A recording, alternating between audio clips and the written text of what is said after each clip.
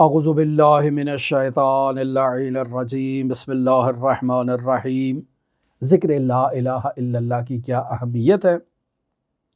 مرحوم شیخ صدوق رحمۃ اللہ علیہ ثواب الاعمال و عقاب الاعمال، اس کے صفحہ نمبر 2 کے اندر حضرت امام محمد باقر علیہ السلام سے روایت کو نقل کرتے ہیں کہ امام محمد باقر اس روایت کو اپنے جد بزرگوار خاتم الانبیاء محمد مصطفیٰ صلی اللہ علیہ وآلہ وسلم سے نقل فرماتے ہیں۔ حضرت فرماتے ہیں اپنے اصحاب کے جھرمٹ میں لکنو موتاکم لا الہ الا اللہ، کہ اپنے مردوں کو کلمہ طیبہ لا الہ الا اللہ کے ساتھ تلقین دو۔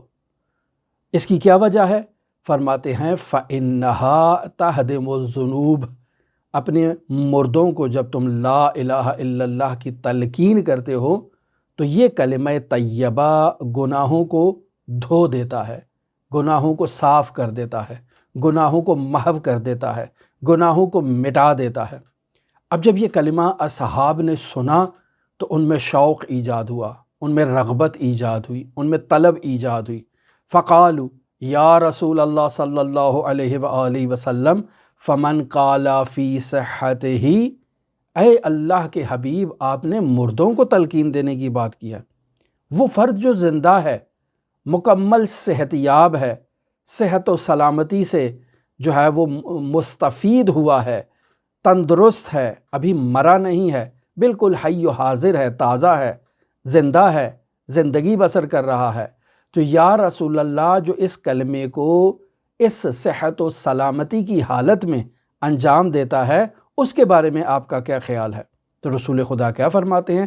فَقَالَ ذَاكَ أَهْدَمُ وَأَهْدَمُ، جو شخص صحت یابی کی حالت میں کلمہ طیبہ کو اپنی زبان سے جاری کرتا ہے تو وہ بہت زیادہ اس کے گناہوں کو دھو دے گا۔